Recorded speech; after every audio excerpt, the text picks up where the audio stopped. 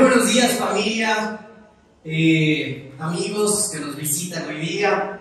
Gracias por alegrar a este ser humano con su presencia, con el carisma, con las sonrisas que hacen que cada domingo, para mí en lo personal, sea algo hermoso, algo muy lindo.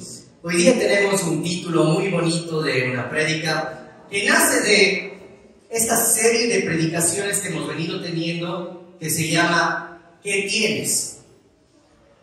Y el título original de esta prédica era Libres para prosperar. Sin embargo, para hacerlo más ecuatoriano, digamos así, para ponerlo en el argot popular nuestro, yo le he llamado de manivale a próspero. ¿Sí? Y se estarán preguntando algunos, ¿qué es un manivale?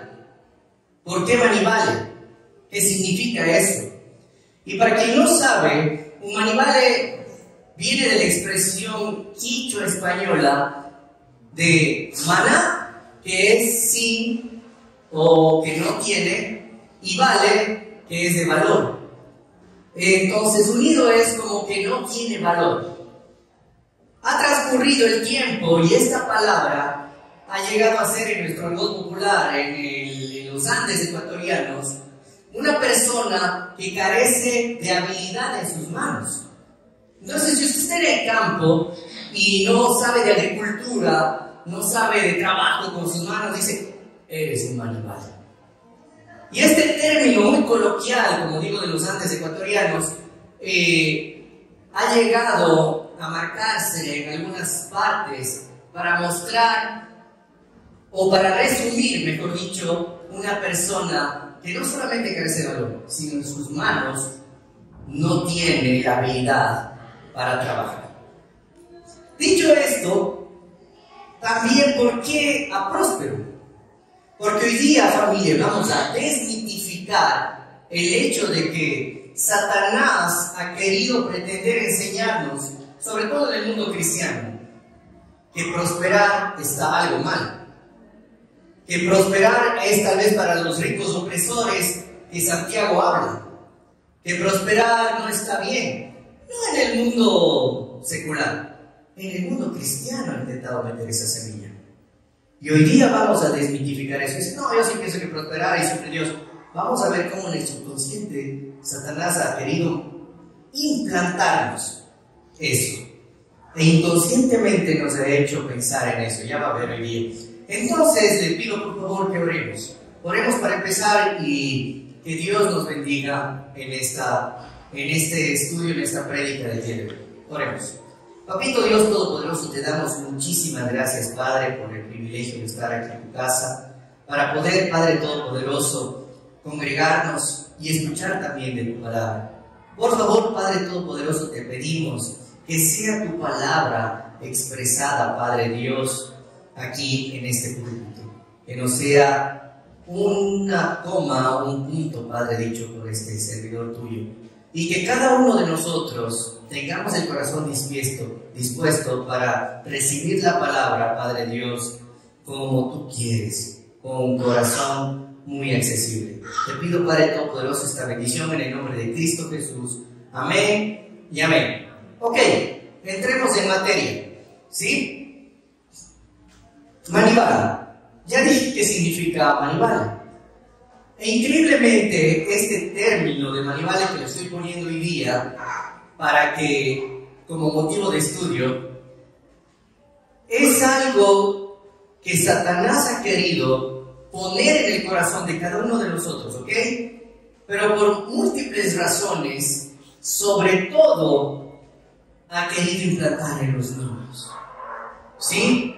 Es decir, si usted quiere hacer que una persona crezca pensando que no sirve en algo, si usted quiere hacer que una persona carezca de valor, que piense que no sirve de nada, que tenga una enfermedad en el alma en la cual piense que no tiene valor, trabájelo desde niño. Créeme. Hable de niño. Dígale, tú eres una persona que no sirve, palabras descalificativas, no sirves para nada, eres un animal, qué sé yo. Y ahí, cuando el niño crezca, florece el Manival. Ahí es donde se cría el Manival. ¿Ok? Entonces es trabajar en los niños. También tenemos que ver que nosotros muchas de las veces somos los principales enemigos de nosotros mismos. ¿Sí? Somos campeones para autodescalificarnos. Somos campeones para criticarnos de una manera pero implacable. ¿Le ha pasado que el principal crítico es usted de usted mismo? Entonces el manivale que el niño ha estado queriendo hacer se hace realidad por la boca de usted mismo y por el pensamiento de usted mismo. ¿Ok? El manivale también viene a veces por herencia, no sé si ha visto. Igualito al papá, el manivale. No, pues de tal, ¿cómo se dice? De tal palo, la astilla. Algunas mujeres dicen, no, pues es igualito al papá, esto y lo otro, con los descalificativos totales. Y no tiene que ser así. No tiene que ser igual a los errores de su papá solo por herencia. Para nada, es una mentira de Satanás que quiere que el niño y ahora adulto se la crea. Y es mentira. O por comparación, ¿cómo eres un animal? No puedes ser mejor así como tu hermano, o como X, o como Y persona, primo, quien sea, o como esa persona. Entonces, el animal le viene por comparación. Claro, pues si se va a comparar con alguien más, tal vez no es tan bueno para hacerlo como esa persona. Pero ya lo heredamos como que nosotros no podemos. Por herencia, por comparación, y se crean los manivales. Ahí es donde se forja el manival. La persona que piensa que no puede hacer las cosas. ¿Me sigue? En mi casa, y en sus casas, tal vez no era el término manival, pero era el término manitos de oficina. Es decir, si usted no tenía un callo para mostrarlo, eso es un callo que yo me hice bajando la caja de cambios del carro, usted era un manitos de oficina. Y con 3 varones, y con la autocalificación de mi mamá diciendo que mi papá era como MacGyver para arreglar todas las cosas que descomponía en la casa, pues era muy grande la sombra como para poder salir de ella. Entonces, ese término que utilizaba el papá se quedó apiñado en los 3 varones. Y mis 2 hermanos, como eran más grandes que yo, siempre me decían, a ver, muestra tus manos. Y yo, obviamente chiquito, manitos de oficina me molestaban. Increíblemente pasó el tiempo y el único que ha heredado gusto por las herramientas, me gusta tener mi taladro, mi amoladora, soy yo. Y ahora soy el único que les molesta a ellos. Ahora ¿quién es manitos de oficina? Así que siempre hay un término descalificativo. Tal vez no es manivale en su casa. No es manitos de oficina, pero es algo. ¿Ok? ¿Me sigue? Ahora, hablando de prosperidad. Si el Señor no quiere que nosotros pensemos que somos manivales, tenemos que desmitificar, como digo, que la prosperidad es algo demoníaco. Para el mundo cristiano, lastimosamente, y le digo lastimosamente, el enemigo se ha encargado de satanizar este término en el cristianismo.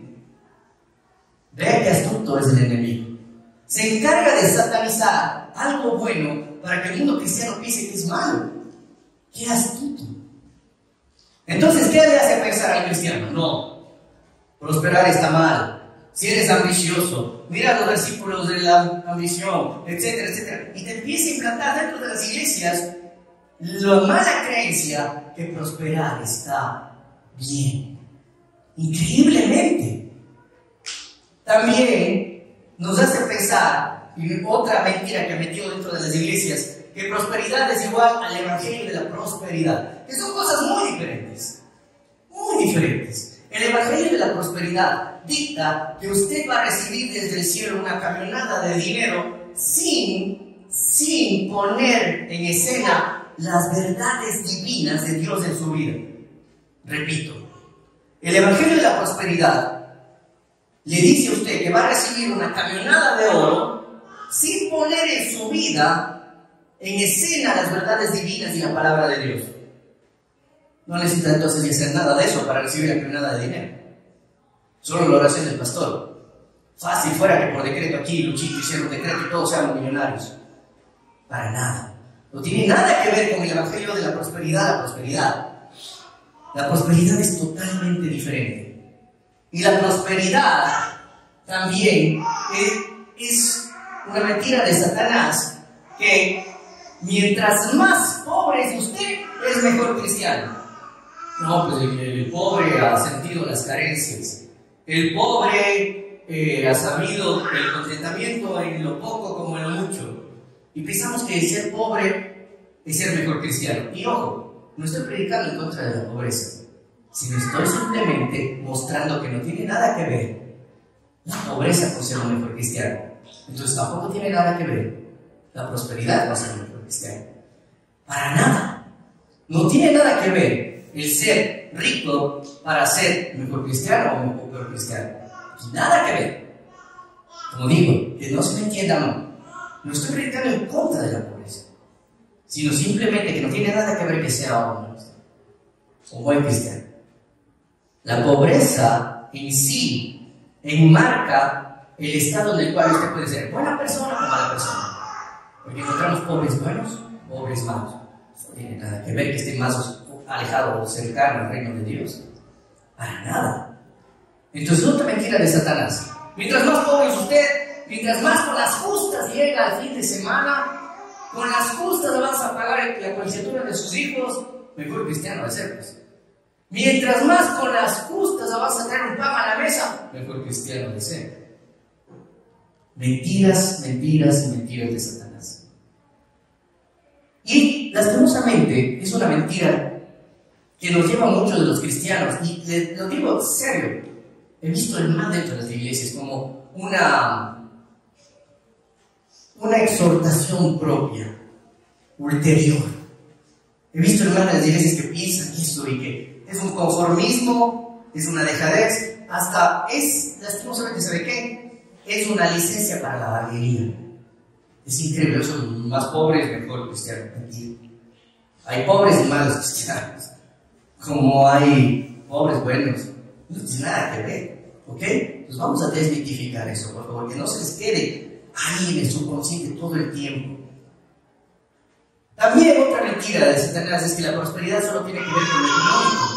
Para nada. La prosperidad no tiene que ver nada solamente con lo económico. Y les voy a demostrar por qué. La prosperidad tiene que ver con el objetivo de vida que usted se ha trazado, porque Dios ha infundido dentro de usted esa meta y ese propósito. Y van alineados entonces con la herencia que quiere Dios para usted. Por ejemplo, alguien que quiere ser próspero, un deportista que quiere llegar a ser un gran deportista de élite, un científico que quiere simplemente dejar un legado científico en este mundo, o un ministro que quiere que su ministerio sea prosperado por Dios. Yo pongo un ejemplo facilito. Pablo. ¿Quién puede decir que el ministerio de Pablo no fue próspero? Pero yo no puedo ver nada del evangelio de la prosperidad en él. No le llegó pues del cielo. Puedo ver sufrimiento, entrega, tiempo, dolor, paso a paso, viaje a viaje, forjándose, haciendo realidad las verdades divinas de Dios en su vida para que su ministerio sea próspero. ¿Me sigue? Entonces no tiene nada que ver con el económico. Todo lo contrario, a veces cuando usted es próspero en el dinero, mire que es una bendición de Dios. No sé si ha visto las historias de los patriarcas. Las historias de los patriarcas narra, y yo puedo ver un porcentaje grande de mostrar Dios la fidelidad de Él con cada uno de estos hombres. ¿Sabe qué? Dándoles prosperidad. Por ejemplo, en Génesis capítulo 13 versículo 2 dice: y Abraham era riquísimo en ganado, en plata y en oro. En Génesis 26, la parte 13b, hablando de Isaac, y fue prosperado hasta hacerse muy poderoso, prosperado. Y Jacob dice: y así prosperó y tuvo muchas ovejas, siervos, siervas, camellos y asnos. Génesis 38:13. Cada uno de ellos, dice la palabra, que era próspero y tenía cosas. Era próspero en heredad, en hijos, eran prósperos en dinero, en ganado. Y todo esto abarca la palabra prosperidad para estos hombres de la fe. ¿Alguien puede criticarlos por ser pobre, por ser rico? Para nada. La fidelidad de Dios se mostraba en cada uno de ellos por su prosperidad. ¡Wow! Pero yo no quiero hablar de ellos. Quiero hablar de un descendiente de ellos. De una persona, porque alguien dice, no, pues, hijo de Julio, hijo de Ortiz, tiene mucho dinero, tiene más posibilidades. No tengo nada contra estas familias, sino simplemente estoy poniendo gente que estudiante. Cualquier otra que usted le venga a la mente, Billy Gates, Elon Musk, dice más posibilidades. Ahora le voy a mostrar que no tiene nada que ver. Descendiente de ellos, José. En José, en toda la historia, puedo ver tres cosas increíbles. Increíbles que quiero mostrarle a usted. Punto número 1, en el versículo 37 de Génesis, el capítulo 37, versículo 4, narra este versículo. Al ver sus hermanos que su padre lo amaba más que a todos ellos, lo aborrecían y no podían hablarle pacíficamente. En otra versión dice, ni tenían una palabra amable. Es decir, tenía solo palabras ásperas para él. Palabras descalificativas. Y créame, yo soy el menor de los hermanos, de 4 hermanos. Y le marca cuando sus hermanos tienen palabras descalificativas como usted. Lastimosamente, las palabras descalificativas vienen de lo más cercano a usted, de sus padres, de sus abuelos, tíos, de sus profesores incluso. Las personas de su círculo. Ellos son los que más tienen palabra contra usted. No lo he notado así. Estaba leyendo un dato estadístico de que es mucho más fuerte para un niño que usted hable de él como si él no existiera, como en tercera persona, delante de alguien más. Sin embargo, está ahí atrás, ¿no? Usted está ahí adelante conversando con la vecina. Uy, ya vi estos muchachos, ahí, le habla. Y atrás escuchando el niño paraditos. Y no, y este mandra no tiene idea, malcriado, ¿qué es? Y empiezan las palabras. Shh. Dice este dato estadístico que la persona que ve que sus padres estando en el presente y no le importa, le invisibiliza y habla mal de él, enfrente de él, pensando que no está, tiene mucho más repercusión para que sea una persona sin valía, porque está dando como la licencia a la sociedad y mostrando a la sociedad que en realidad es un animal. ¿Qué va a hacer el niño? Se la cree. Si mi mamá, si mi papá está diciendo a los vecinos, a todo el mundo, que estoy así, pues obviamente soy así. Termina aceptándolo porque es una aceptación ante la sociedad. ¿Alguna vez usted ha hecho eso con sus hijos? Hablando en tercera persona estando él ahí y ustedes han hablado mal de él como si estuviera invisible. Ay, no sabes mi hijo, ay, no sabes mi hijo, ay, no sabes esta persona. Y estaban escuchando. Normal. Y estos hermanos tenían esta palabra áspera para mí. Tenían estas malas palabras para mí. Y aún así, es suyo. Vamos a ver. Luego pasamos a la historia. No podemos ver todo, pero el resumo. Ellos le terminan vendiendo y va como esclavo. Y el esclavo en la casa de un egipcio, un poderoso se llama Potifar. Vemos que pues, la vida de esclavo, ¿no? Pero que le empieza a ir bien. Y tenemos este versículo que lo cambia todo en la historia. Dice en Génesis 39:2: y ahora bien, el Señor estaba con José y las cosas le salían muy bien. Mientras José vivía en la casa de su amo egipcio, este se dio cuenta de que el Señor estaba con José y lo hacía prosperar en todo. Nuevamente esta palabra, prosperar. Y lo hacía prosperar en todo. Siendo un esclavo. Ya no estaba siendo hijo de un patriarca ahí en ese pueblo. Era un esclavo, pobre, sin un centavo en el bolsillo. Pero estaba prosperando. ¡Wow! Luego vemos la siguiente escena y el tercer punto donde quiero llevarles. Parece que estaba empezando a surgir y nuevamente tiene una caída. La mujer de Potifar le acusa injustamente y va a la cárcel. Y en la cárcel, pues es decir, las mazmorras, peor que siendo siervo, dice: no, estoy fregado. Pues José no. Dice el versículo 21 y 23 de Génesis 39 que algo que lo cambia todo nuevamente. El Señor estaba con ella y no dejó de mostrarle su amor. Hizo que se ganara la confianza del guardia de la cárcel, el cual puso a José a cargo de todos los prisioneros y de todo lo que allí se hacía. Como el Señor estaba con José y hacía prosperar en todo lo que hacía, el guardia de la cárcel no se preocupaba de nada. Pasaba de agacho todo ese José, su administrador estrella, Pepita. Increíble tener uno de esos CEOs en nuestras cárceles para que maneje todo bien. Estamos uno de esos de Turing, ¿qué le parece? Y este José en la cárcel, dentro en lo peor. Ahora sí, ahí tal vez durmiendo con los ratones, las ratas, empieza a prosperar. ¡Wow! Entonces ya no le vemos el hijo del patriarca con 1000 ganados atrás de él, para nada. Hijo de Jeff Bezos o algo así, no, para nada. Él simplemente en la cárcel prosperó. Fin de la historia, le vemos a José como príncipe de Egipto, solo debajo del gran faraón, gobernando todo Egipto, la potencia mundial de ese entonces. Increíble. Entonces podemos ver que Dios nos da una capacidad, algo dentro de nosotros, que podemos llegar a ser prósperos hasta en la peor de las situaciones. ¿Alguna vez usted ha escuchado este versículo? Colosenses 3, 23 y 24, que dice: y todo lo que hagáis, hacedlo de corazón como para el Señor y no para los hombres, sabiendo que del Señor recibiréis la recompensa de la herencia, porque a Cristo el Señor servís. ¿Sabe quién es este versículo? A los esclavos. Este versículo no había sido escrito cuando José estaba en la cárcel.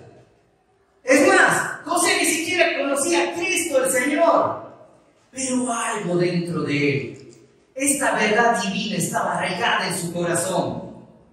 Y él trabajaba con excelencia, como si fuera para Dios, mostrando ejemplo de trabajo. Ahí es donde cambia todo. Ahí es el escenario donde Dios puede obrar para prosperar.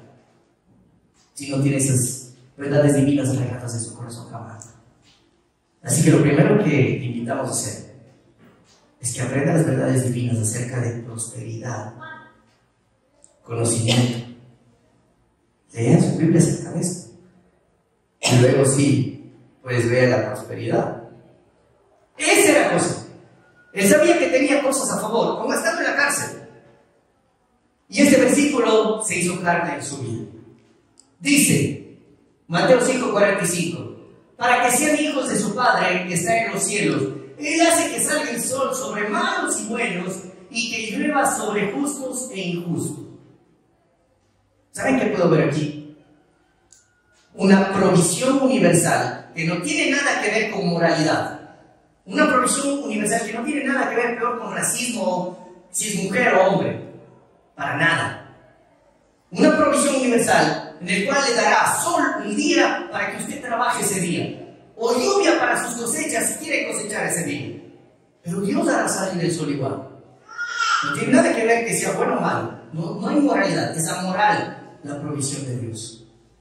Y también podemos ver estas cosas que nos da Dios: tiempo, fuerza, inteligencia, creatividad, dones y talentos que ha dotado a cada uno de nosotros para prosperidad. ¿Sabe qué? José sabía que podía quitarle su libertad, sabía que podían ponerle grilletes o hacerle esclavo, pero sabía que no podían quitarle esta provisión de Dios, jamás. Y de lo que tenía, en realidad, puso en escena esta verdad divina de Dios para ser próspero. Utilizó el tiempo que tenía en la cárcel, utilizó su fuerza, su ingenio, sus dones y talentos para prosperar. Todo esto viene de Dios, es una provisión divina que tiene usted. Usted lo tiene dentro. Como dice un amigo, para no ser muy extenso, quiero hacerle, para terminar, tres preguntas preguntas sencillas que quisiera que se autoconteste ahorita. Número 1. Escuchen bien lo que le voy a preguntar. Y le voy a llevar al pasado. ¿Alguna vez tuvo una palabra descalificadora en su vida? Alguien le dijo que no servía para nada, para algo, lo mínimo, para una habilidad, y se la creyó. Hasta el día de hoy era Satanás, una mentira de él. No le crea. Segunda pregunta. Tal vez usted, hoy en día, o alguna vez, ¿fue usted el peor crítico de usted mismo? La persona que más se autodescalificó. ¿Alguna vez lo hizo? ¿Todavía hoy en día usted es su principal enemigo que se autodescalifica todo el tiempo? Y la tercera, esto para que se compare con José. ¿Alguna vez pensó, las condiciones que Dios me ha puesto es injusta y totalmente desfavorable para que yo prospere? Las condiciones en las que me ha puesto en esta vida es injusta y desfavorable como para que yo prospere. ¿Vieron, José? ¿Pueden decirle eso a José de cara a cara?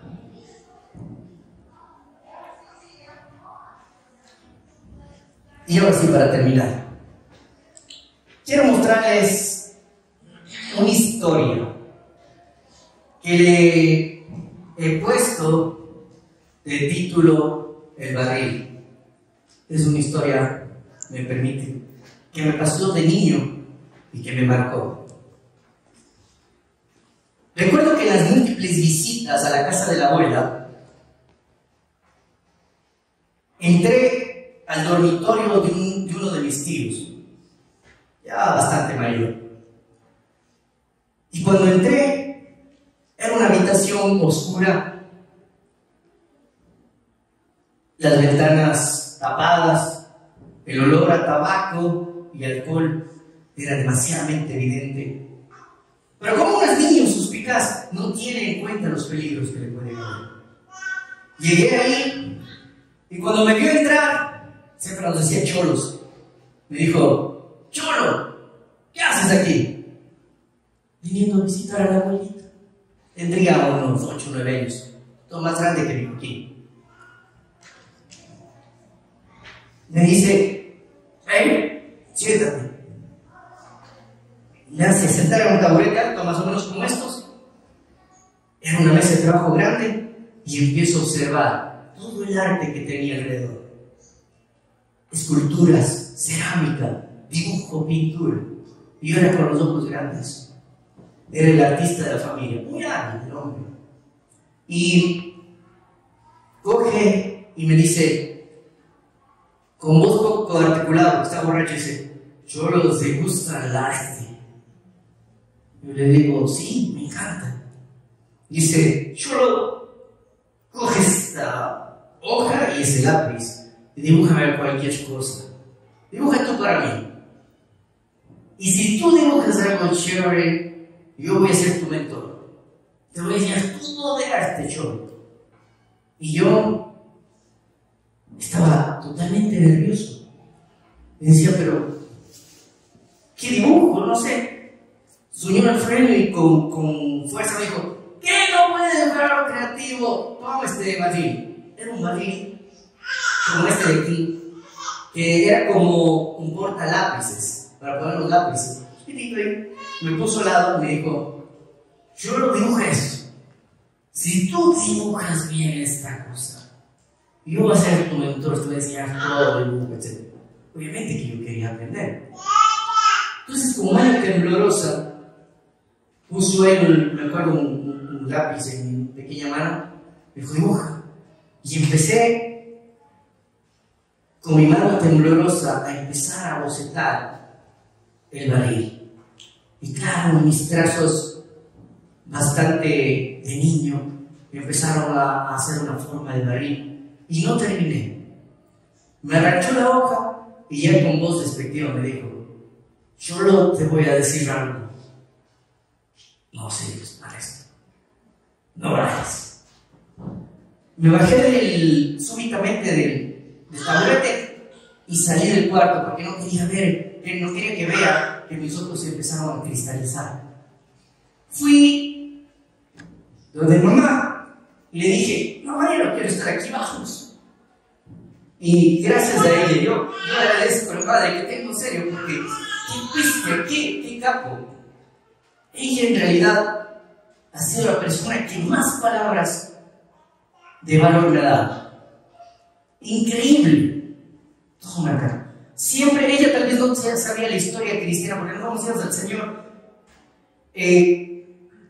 La palabra de bendición no sabía, pero siempre nos daba valor. Tú vales mucho, Juanga, tú puedes. Y siempre nos hacía agradecer. No teníamos todas las cosas, pero de lo que teníamos siempre nos hacía agradecer. Decía: agradece lo que tienes, empieza de lo que tienes. Y es algo increíble cómo esa mujer me dio valor. Y las palabras de ella opacaban totalmente las palabras de aquel borracho. Fin de la historia.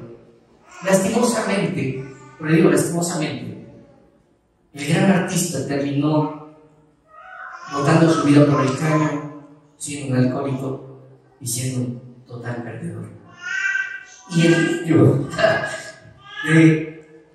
después de 10 años, dio el mejor examen de dibujo artístico de la Facultad de Diseño, más o menos entre casi 1000 postulantes que hubo ese año. ¡Qué bestia! Jamás diga, jamás, pero jamás, hermanos, hagan caso a lo que Satanás les quiere decir de Dios. Nunca, no le hagan caso. Quiere que sean animales y no lo permitan. Jamás. Siempre van a tener a alguien que les diga eso. No lo permitan, por favor. Y si les han hecho creer eso, que son animales, jamás lo permitan. Créanme, la vida está llena de personas que fueron subestimadas y que llegaron a ser grandes. Así que, una gran lección para hoy. Esta semana, con eso sí termino, no se duerman. Esta semana, déjenme contarles lo bendecido que he sido. Y he escrito una carta para todos ustedes. Se llama No hay espacio para los animales. Y déjenme contarles lo bendecido que he sido. Usted ve la iglesia hoy día medio vacía, y es porque el Señor en su infinito amor nos ha llevado a lugares mejores, más prósperos. Y en este transitar he tenido el privilegio de ver a mi iglesia, mi familia, la cual amo, la cual pertenezco, poner sus manos al servicio del Señor, y eso es un privilegio para mí. Desde que Luchito convocó a poner sus manos, he visto la bendición del Señor, de gente buena, de gente que ama a Dios. Poner sus manos al servicio. Este jueves, viernes y ayer sábado, trabajando desde la mañana hasta la noche, pude ver cómo Dios bendice, cómo Dios pone manos en su reino. Vi a jóvenes fuertes como Mateo, Christopher, Alan, poniendo sus músculos para el Señor, ayudándonos a llevar las cosas pesadas, los trabajos más duros, sudando, desarmando los andamios, cortando hasta el árbol de Capulí sin permiso, hasta cargando las cosas del camión para la mudanza. Vi a mujeres valiosas, como la han dicho, que teniendo una torre de libros por estudiar, se daba tiempos para venir a ayudarnos. Sin importar, cargando el camión parece que tenía más experiencia que los varones, y su manera peculiar de acomodar las sillas. Que Dios te bendiga, niña, donde estés. Allí, cuando llegamos el viernes de la noche de bajar todo el segundo piso de aquí, de este local, Rosita, Cari, Alan, la familia Tello, los Ávilas, pero no Nachito, sino mandó a su reemplazo con Jaimito, Glorita, Michelle. Y cuando llegamos al local nuevo, le vi a Sori cargando un montón de duratechos cortantes, pero de una abrazada. Y digo, ¿qué marcha, Sori? ¿Qué echa todo? ¿Qué mujer valiosa y trabajadora? Par de guantes, y a todas. Increíble. A Mikari le dimos la mejor tarea que no podíamos darle a nadie más: el clasificar las cosas que son basura de las que sirven, pues tiene la mente implacable y demasiada lógica como para que se le pase un poco de cosas viejas que ya tienen más valor sentimental que útil. Renecito, como un gran trabajador incansable, los dos les dan el ejemplo de cómo no parar hasta terminar y hacerlo de la forma más operativa y ordenada. Siempre necesitamos a alguien así en el equipo. Yo siempre quiero tener la inmensa ideal. Gracias por salvarme de la plancha de 5 en un Inglaterra cuando estamos armando el hueco de pollos. ¿Y qué se diga de la gran sazón de Alexita? Su ayuda en la cocina. Con Pachi, con las otras mujeres organizando todo, Mandita, Lilita, Sori, para que tenga un poco más de lo que los hombres carecemos.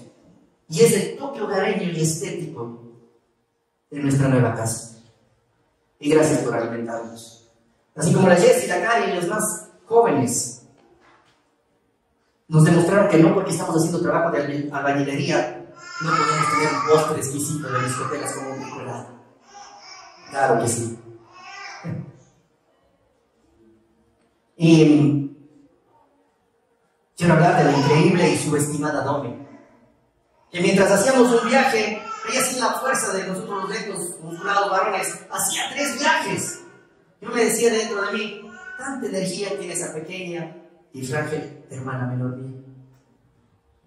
Pero a la vez ayudando en todo lado, debíamos ayudar con los niños, en la cocina, cargar un poco, haciendo todo rápido.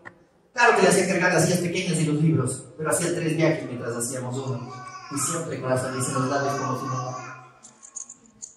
¿Cómo olvidarme de estos pequeñines? Revoloteando con su enorme energía, sería imposible no tenerlos, pues nos brindan la fuerza y sería imposible tener la energía si ellos no nos pudieran ayudar con ella. Amanda, siempre documentando todo, nos hacía peinarnos de vez en cuando y secarnos el sudor para salir un poco bien en la foto. Y Germancito y Lía, los más precavidos, que empezaron a pecar desde la semana anterior. La cocina, el cuarto de niños, la oficina. Y finalmente nuestro pastor Luchito, trabajador incansable, trabajando por su querida iglesia, haciendo honor al lugar que Dios le dio, mostrando con escoba y martillo en brazos cómo se es el primero, pues es el que más sirve, el primero. Se hace carne el versículo de seres humanos como él, donde llega con hombros y brazos fatigados después de la jornada, pero con el alma bien llena, alimentada y con el espíritu a flor de piel que lo sostiene. Sé que toda la demás familia que no pudieron asistir en cuerpo presente lo hicieron desde sus hogares con espíritu, convencido que también tendrán una oportunidad en el nuevo local, pero que siempre nos dieron ánimos y oraciones desde lejos. Créanme, familia, esta última semana he sido fiel testigo de que no hay manivales en mi iglesia. Estoy más que convencido, hoy más que nunca, que los manivales no existen. Dios nos da talentos increíbles. Solamente personas que creen la mentira del enemigo y no lo ponen a funcionar ni en el servicio de Dios. Lo que yo vi estos últimos días no da lugar a los manivales. ¡Qué orgulloso estoy de ustedes, familia! Compañeros de trinchera. En mi iglesia, puedo decir con la frente en alto, no existen los manivales. Solo gente próspera que hará de esta iglesia próspera, pues viven según las normas que Dios otorga, poniendo sus dones y talentos al servicio del reino. Solo una última convocatoria. Quien quiera orar de rodillas hoy por agradecimiento de todo lo que Dios nos ha otorgado para prosperar, sol, lluvia, tiempo, creatividad, inteligencia, fuerza y por todos los demás dones que ha derramado en esta iglesia, a través de todos ustedes, y porque Dios siga bendiciendo a esta iglesia. El local es otro, pero la iglesia es la misma. El pueblo especial en realidad es especial para Dios. Gloria a Dios. ¿Qué le parece?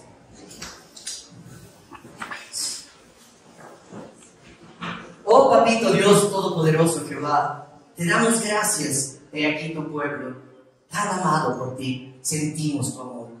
Y te damos gracias, Padre Dios Todopoderoso, por darnos el privilegio de poner nuestras manos a tu servicio. Queremos simplemente recibir, Padre Todopoderoso, de esta manera, todo ese amor que cada Padre Dios, de beneficios, de bendiciones y dones que nos has dado, y ponerlos a trabajar.